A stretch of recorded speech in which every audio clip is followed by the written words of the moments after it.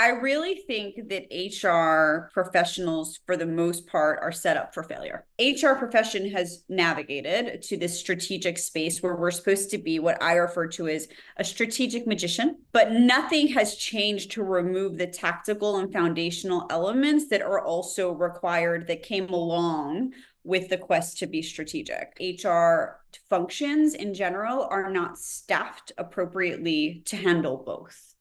And often you defer to the tactical because it's what needs to happen, and you end up defaulting on the strategic work.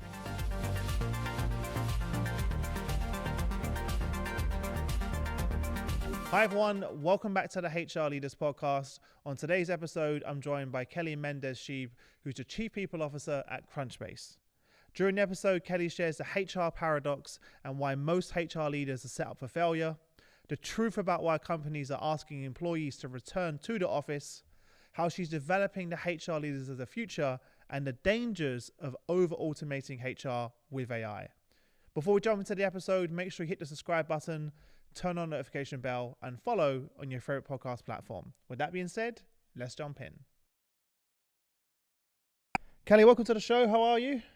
I'm great. How are you? Nice. No, I'm good. I keep seeing the piano behind you. For everyone who is just listening to audio, I really want someone to just play a piano on the episode one day. But I know you said it's is it your daughter who plays? Is that right, or son? All of my three oldest children play, so I have no musical ability at all.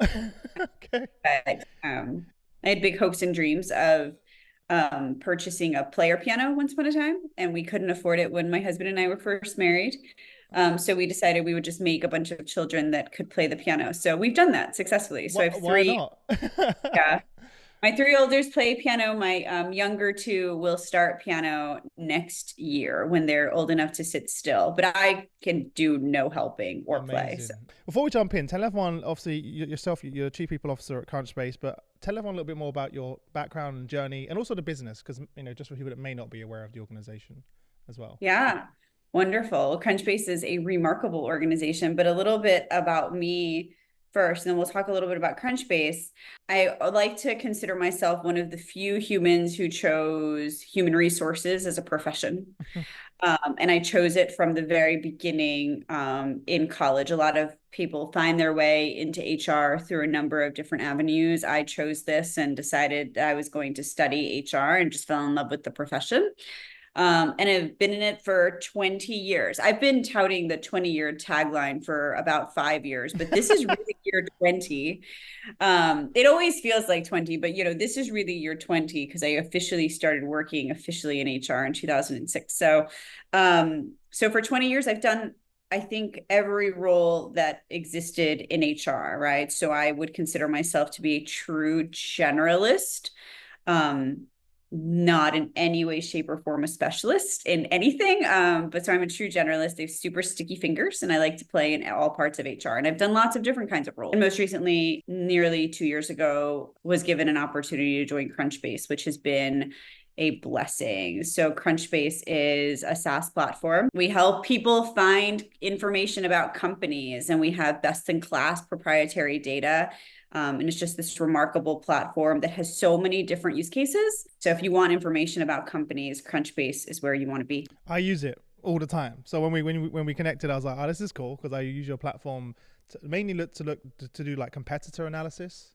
Yeah. That's sort of my use case. I know there's a million use cases, but I love to see like, who are the competitors of this company, and like looking more all the information you have on it. It's like I could spend a lot of time, a lot of hours, like digging into the information in the platform. 100%.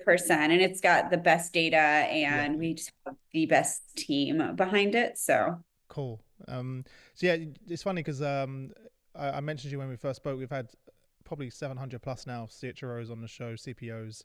And probably like 20 chose HR along the way. To your point, why did you choose HR? Was there a specific reason? Was there a family member in HR? Like, how did you end up down this route? No, so my interest was really in labor and HR, like labor relations, so union relations. I went to Penn State University and I was in their labor and HR program. I wanted to work in an environment that specifically worked with unions, because I wanted you employers, you spend the majority of your life at work. And employers get bad reputations for making those years terrible, right? People live to find their way into the workforce and then live to find their way out of the workforce at retirement. So that middle time, that time where you're earning money for a family, raising families, living your life, and you're at work and you're at work every day, my goal was to make that a good place to be. And so many people don't consider the length of time, the amount of time and dedication that people give to work. So my job was to make work great. And that's why I was so drawn to the profession. No surprise that that's kept you going and inspired and motivated for 20 plus years to stay in 20 years. It's just 20. All Let's right. not. I did say plus. I didn't add the extra 5. Like I just realized when you said that I'm 1 year away from my 20-year anniversary. I started when I was 17 and I'm 36 now. So I'm nearly there as well. Not in it like you, but just being in the media space, in the HR space. Yeah. One of the things I was really excited to talk to you about is what you referred to as the HR paradox. Yeah. Can you explain to everyone what you mean by that, and we can jump into it in a bit more detail? So I really think that HR professionals, for the most part, are set up for failure. And what I mean by that is, if you study the history of HR, there's been like a quest from personnel to HR to this big fight for a seat at the table to strategic HR. I actually teach strategic HR and I talk about this a lot. But one of the things that is really interesting is the HR profession has navigated to this strategic space where we're supposed to be what I refer to as a strategic magician. Mm-hmm. But nothing has changed to remove the tactical and foundational elements that are also required, that came along with the quest to be strategic. So I always say that we're in this constant battle, this paradox, if you will, between being tactical because it is required of our role. No matter what level you're at, you're going to be tactical and also strategic. What I would say is that HR functions in general are not staffed appropriately to handle both. And often you defer to the tactical because it's what needs to happen, and you end up defaulting on the strategic work. And I think that really is a function of the fact that HR staffs are low. The average, or the appropriate ratio I saw recently was something like 1 HR professional to every 100 employees. That's ludicrous and bananas in my world, because if that is going to be your philosophy, you only want a tactician. You do not want a strategist. But lots of organizations are arguing for the need for HR to step up and play the role of strategist. Well, they can't possibly do that if they're also in this other land of tactical.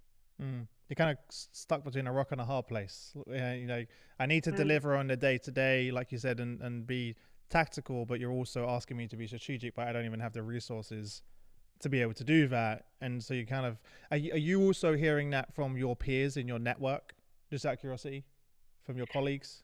Other CPOs that you chat to? Yeah, certainly the stretch, right? Certainly the inability to stretch into strategic spaces because of the tactical. I think another thing that's really interesting about HR, and I'm sure every HR professional would agree with this, is every human that's in your workforce is a unique human, and they come with their own uniquenesses, and they need to be handled as such. And that takes a lot more time and a lot more care, if done properly, than most organizations are willing to staff for. Right? So the example I always give is, do you get to be strategic, or do you get to help the person who just had a pretty significant death in the family, right? You help the person who just had a significant death in the family, right? Do you do you live in strategic land where you're working on succession planning and workforce planning, or are you helping the employee because they're really struggling with housing right now and you need to get them the resources so that they have a place to live? You live in that land, right? The care of employees is important, but we don't resource appropriately for it. So there is a big push, right? There's this like desperate quest to be strategic. But you can't do both, and you certainly can't do both well. Wow. How have you approached this then? Is this something that you ask during interview stages to really delve into, like before you chose to work at Crunchbase? But you asked the leadership team and stuff like that. It was really important to me to work for an organization that had staffing.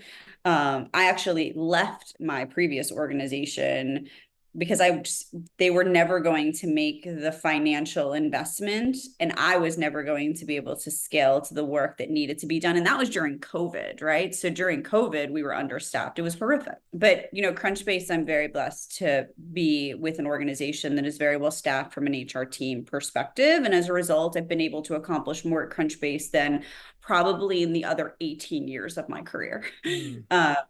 Just in the last 2 years, we've just been able to do some remarkable things. Yeah. You took, and I've put to other leaders like yourself, that bold step of leaving that organizations, but many people are in those organizations right now that are struggling. What advice would you give to them? I think you have to quantify.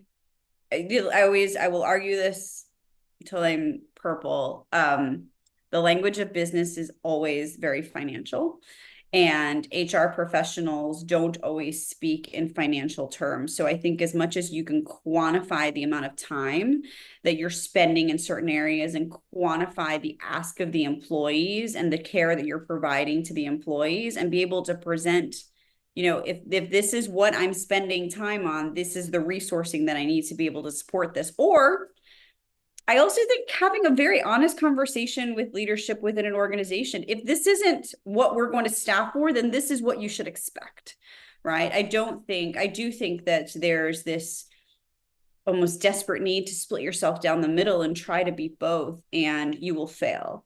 Another thing that I would, I guess, stress upon is fix your foundation before you even worry about strategy. So when your foundation is filled with cracks, meaning your processes aren't together, your technology isn't up to par, you have cracks in your foundation, which is your tactics, right? So don't for a second think that you're going to be able to rise to the level of strategic, at least strategic well, if you've got holes in your foundation. So I would say pull out your concrete and fill that in with really ironclad processes and really phenomenal technology. There's incredible technology out there that will help you scale, but you've got to fix the holes.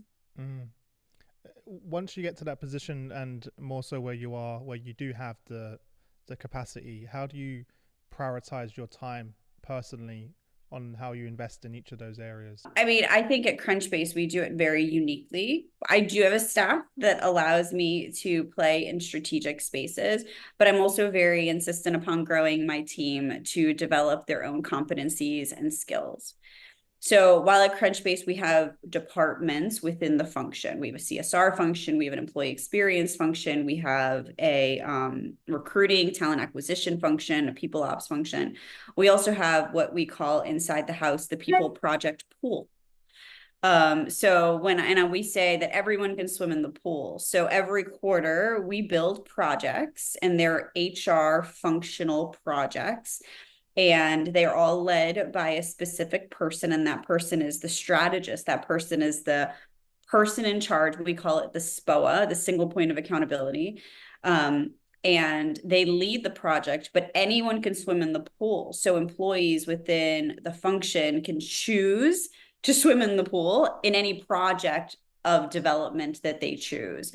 And that allows for me to not necessarily need to be in the nitty gritty of every project, because I've got SPOAs, we've got teams, but it also grows their muscle towards different functional and different areas of the function. So for instance, I have one of our senior recruiters right now working on a Fair Labor Standards Act project.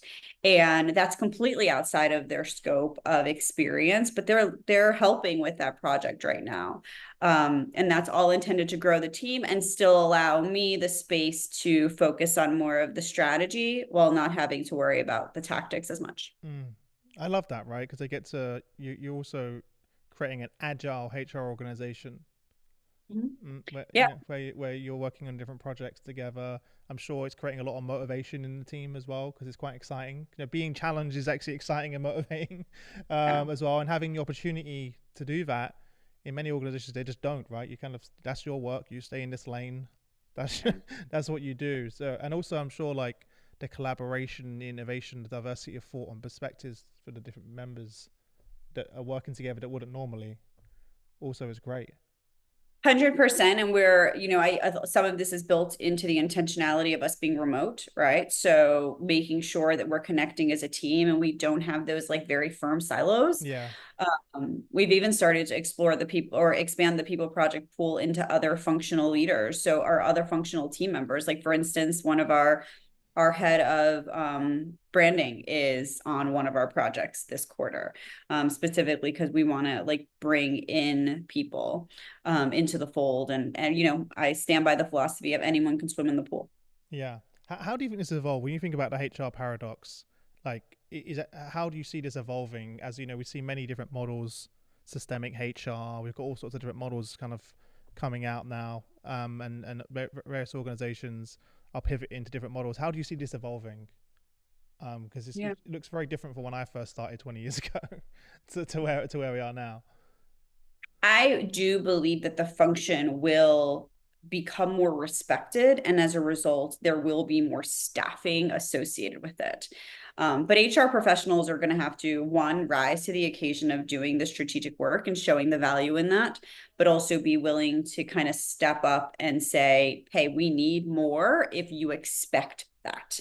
Right. There shouldn't be a blanket expectation that you get both with no staffing. But I would anticipate, based on what I'm seeing in society, with the absolute desire to care for people, to care for mental health, to care for the many different elements that people bring to the table, um, you need humans in order to do that. My biggest fear, quite frankly, is they'll try to automate a good bit of that. And I think that that's pretty dangerous. That literally was my next question. Because a lot of people are trying to automate that and to save cost exactly to what you just said. What are your thoughts on that? Because that's something that I'm concerned about also as well as Yeah. I see it play out. Yeah.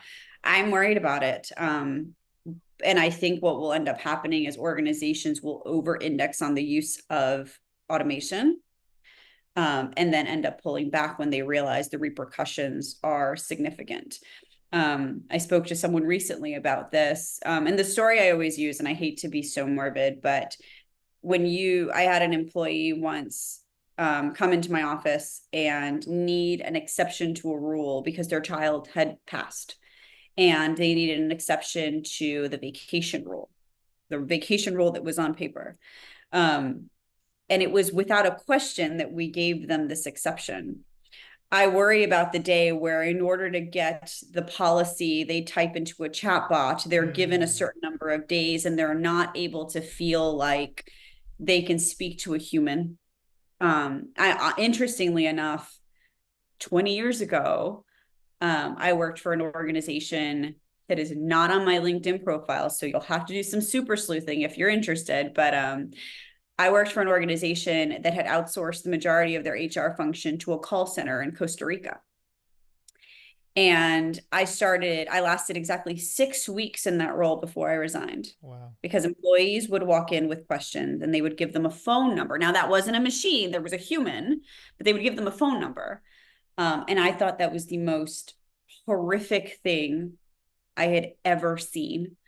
And I left very, very quickly. And it's a very well known international organization, but you're taking the human out of HR, and goodness gracious, for that core set of years that you're in the workforce, that sounds like a terrible experience. Yeah.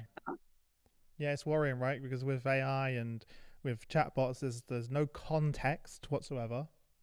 There's definitely no empathy there as well. And you're right, it's just binary, right? Mm-hmm. There's no human whatsoever Yeah. Yeah. involved, and that is scary, especially with, like you said, when people are going through some of the most toughest times in their lives, and a chatbot says, "Hey, no, our policy is no on this." It's crazy. Yeah. It's crazy to think of that, right? That Yeah. that would happen. I also think about it in terms of just, some of the simplest things that can be automated are some of your opportunities to connect with the human. So, one of the examples I've always used is, we have HR self service on HRIS systems, right? So, you can go in and change your address. Um, and I always say, I was like, oh, I want them to come to HR if they have an address change. And everyone's always looked at me like I had 14 heads. They're like, why? That is tactical. They can go in and do it themselves. I was like, you want to know why they moved.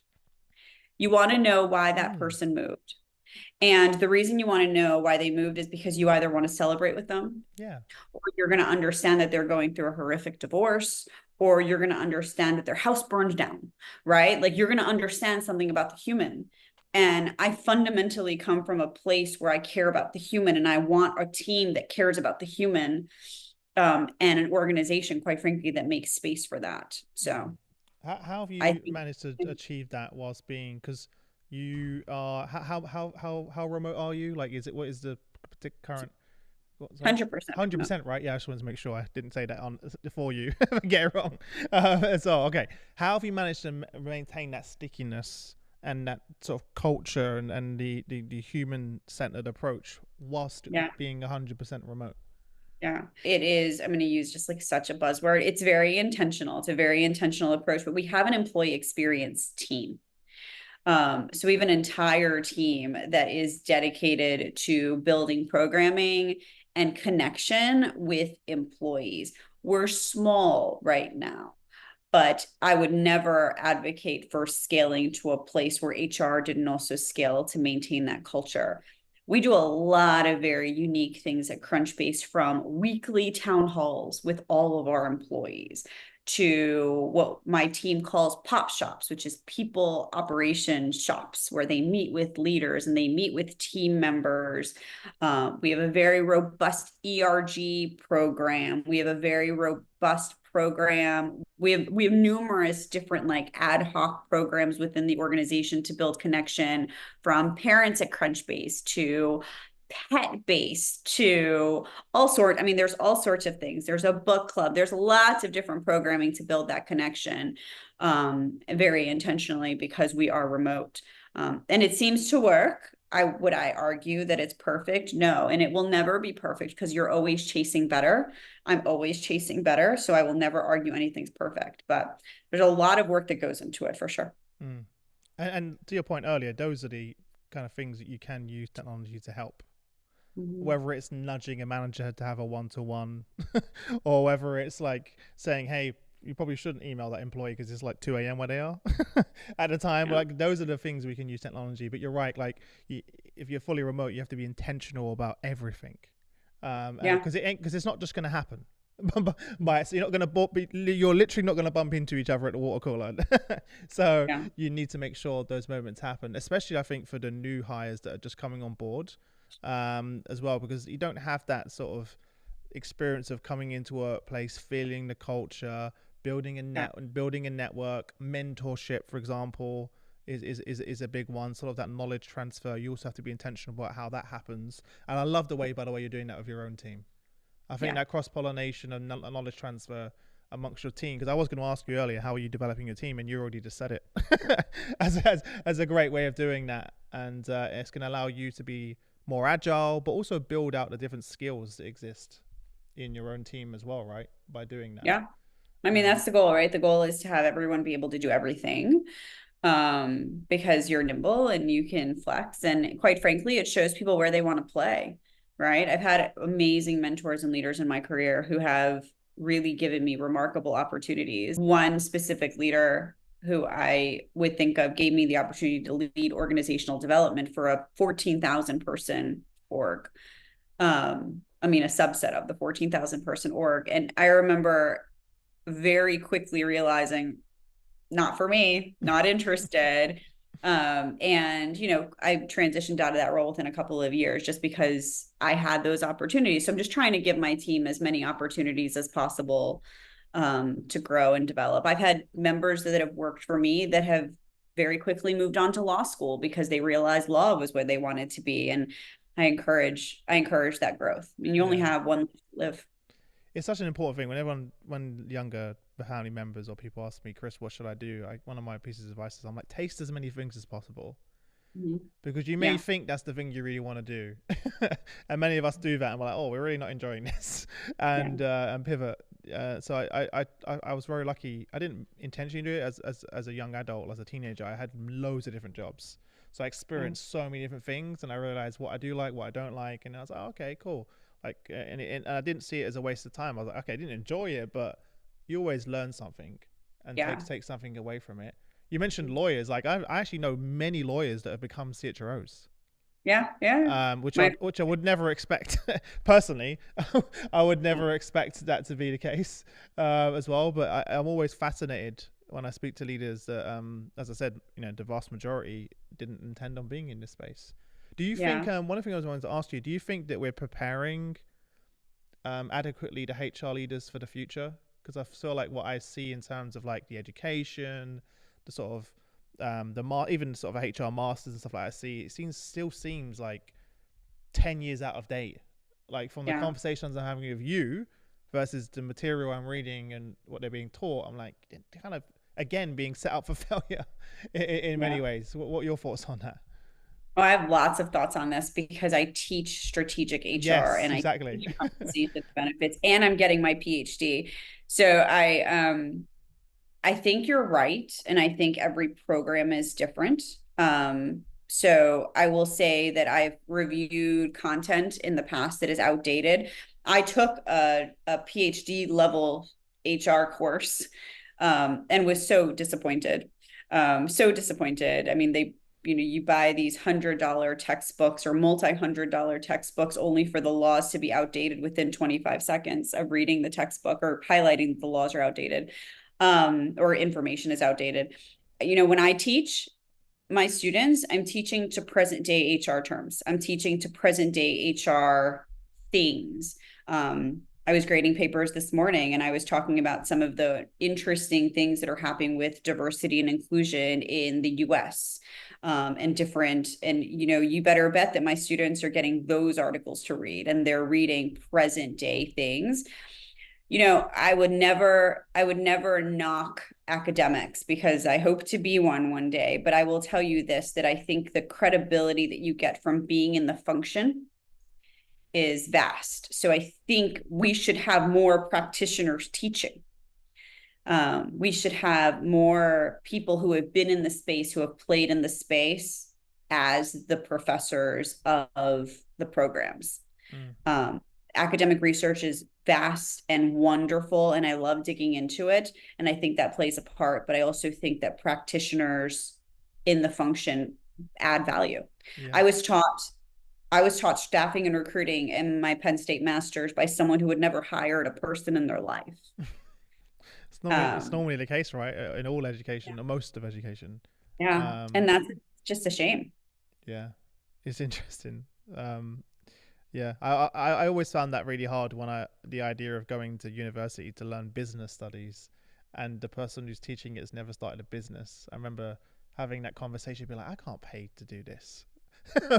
or learn from this individual who's never actually built a company before. Something about that just didn't sit right with me, and obviously Yeah, I didn't go down that route. Not to say they're not good, again, to your yeah, point, not to say it's not valuable as well, and that's the whole entire philosophy around. It's literally in our name. Our company is called HR Leaders. So all of our mhm, workshops, all of our summits, all our events, they're built by people like you that live and breathe it, that are in the trenches and that understand it. Yes, we still bring in different experts and educators into the conversation as well. But when you hear one of our events or one of our workshops, it's from someone giving you actionable advice of how they did it, the highs, the lows, the challenges personally themselves, how they, to challenge professionally, the organization. And now we're trying to bring in the research and insights on top of that. And I think that's really mhm, where it gets exciting. mhm. It is. To It's be able very to do. exciting. Yeah. we were talking about remote work, and you said something really interesting around remote work, about the lack of power that CEOs and board feels as one of the catalysts of why we're seeing the change. Could elaborate a little bit more on that? I thought it was really interesting. Yeah, I have a philosophy on this. I don't know if it's right, but I have a philosophy on this that I believe that oftentimes what you, and I think the data would show it. Oftentimes what you see is CEOs and leaders who are fighting against not having power and control within their workforce. So when you are uncomfortable in a situation, I always use my children as an example. When my 4 year old is scared, when she's lacking power, when she's lacking control, she goes to what is normal. She goes to what is natural and she runs for what is comfortable. And that's generally me. So I'm pretty happy with it. Right. So, but if she's uncomfortable, she runs to me. And I don't think, and they run to what's normal and what's familiar. And I think CEOs and leaders are very similar in that regard. I think oftentimes what you'll find and what you have found is a lot of leaders feel pushed up against a wall with quarterly numbers not showing what they're supposed to show. And all of a sudden you see a really strong push to like return to office. I think one of the recent, like UPS, for instance, just called everyone back into the office 5 days a week. Well, what you're not seeing under that tagline is they just reported some pretty poor earnings, right? So I think what you see is poor earnings followed by knee jerk, or lack of power, lack of control, followed by knee jerk reactions. And I think that that's true in a lot of contexts, not simply just remote work. But I do think what you'll see oftentimes is just people feeling pushed up against a wall and running to what's familiar. Mm. And my next question was, what's going to be the impact of that? You already mentioned one already, low earnings. Yeah, the pendulum as it relates to remote work is going to continue to swing back and forth, right? So it's going to continue to swing back and forth. You're going to end up somewhere in the middle, like my guess is. But at the end of the day, employers will still need to recruit talent, and they will still need to recruit good talent, and they will need to retain that talent. And when employees en masse are screaming about what their desires are, employers will have to eventually allow that to be the reality. So while I see the pendulums shifting back and forth, it will settle. And I do think you'll see a mixture. I never foresee us going back to like pre-2020 days. Mm-hmm. I always foresee us having some sort of balance between remote, in person, and hybrid. And Yeah. I think different people have different needs. I always use the analogy of like when my husband and I, or just my husband and I, sitting in my office or in my house, I'm probably going to want to be in an office. But right now, this is the flexibility that is remarkable for me. Yeah. And I think people also now are not willing to compromise like they would in the past. Like I was Mm-hmm. speaking to a Fortune 10 CHRO literally this week, they closed down an office and they had to relocate. He would have had to relocate to New York, and he was like, I'm just not willing to do that. Like I've built a certain lifestyle with my family, and I'm enjoying it. It's working really well, and I'm just not willing to Yeah. compromise now and travel into New York every day and spend 2 hours, 4 hours a day, 2 hours there, 2 hours back Yeah. commuting. When I had the last 2 years of a hybrid role, that enjoying his family life, a great relationship with his wife, his kids, and it's like, Chris, I'm just not doing that Yeah. anymore. And I think a lot of people woke up during COVID and it was like, yeah, why am I doing this anymore? Yeah. As well. Especially when you can't point to any sort of negative effect, right? So I think that there's plenty of research out there that shows that you're more productive. There's plenty of Yeah. research out there that shows that you're happier, that you're more engaged. Um, where I think a lot of employers fell apart is, quite frankly, assuming that they could behave the same way Mm. remotely. No, it don't Um, work. It doesn't work. yeah, and be No. unwilling to iterate on what works. I would not say that Crunchbase is perfect in this, but I think we do it better than most. And but the reality is, it starts with our CEO, who is just this like remarkable human being who just sees the world, who just sees the world in such a unique way. And he's certainly a leader to emulate at this time. Yeah. Before I let you go, I wanted to ask you, being in this career for a long time, I'm not going to say the number because you're going to get in trouble again. What do you wish you would have known that you know now as a HR leader? Like, what do Yeah. you wish you would have really have known coming into this that you know now? Yeah. That you have to understand the business. And that's probably something you hear quite often. But I Yeah. walked into HR thinking it was the HR function and I was to do the HR tasks. You can't be strategic. You can't even really be a partner to the business unless you understand what's happening within the business. And I didn't learn that. I didn't learn that until maybe 5 or 6 or 7 years into my career, where I would sit in a meeting every single week, a leadership meeting, and every single week they would refer to a bunch of numbers. And then they would hand me a list and they say, based on the numbers this week, go lay off 5 people. And I would have to walk into a room and I would have to tell 5 people that they no longer had jobs. And I had to deal with the aftermath of what that felt like, and emotionally, and like all the things. It was terrible. And it was absolutely terrible. And they would do this week after week after week. And I remember finally just being like, what are these numbers saying? And let's figure out a way to not have to have the same conversation every week, because like, you're killing me, you're killing them. And it was like a merry-go-round, because it was like, we'd lay them off, we'd call them back, we'd lay them off, we'd call them back. It was terrible. It was a terrible way Nothing to treat people. worse. Mm. It was terrible. And you know, once I got like more involved and more involved in the nitty gritty, I started creating cross training programs and started creating different avenues to keep employees employed. And we stopped having layoffs. Like, it was like a moment in time where we stopped laying people off. And it was for the first time where I was like, I've got to understand what's happening. I've got to understand why the production line isn't running. I've got to understand why the suppliers aren't delivering. Because if I don't understand that, I'm not going to be able to influence the things that influence the people. So that was, I wish I had learned that earlier. I wish I always took the time to pay attention to it, even now, Hmm. because again, we're in a paradox, right? Um, but yeah, that would be like the tip for any rising HR professional. Yeah. Hopefully they don't have to learn the hard way like you. Even though sometimes that is the best way, honestly, because it's not something you will never. I could see even the emotion of you just saying it, Yeah. of you thinking back to that time, right? That stays with you, doesn't it? Yeah. Um, I've laid off more people in my career than I've hired, and I have hired a lot of people. mm, So telling people that they no longer have a job is the absolute worst part of HR. But sitting back and just taking the edict as go do the task is way worse than at least trying to influence why the decisions are being made and making them in the best interest of the employee. yeah.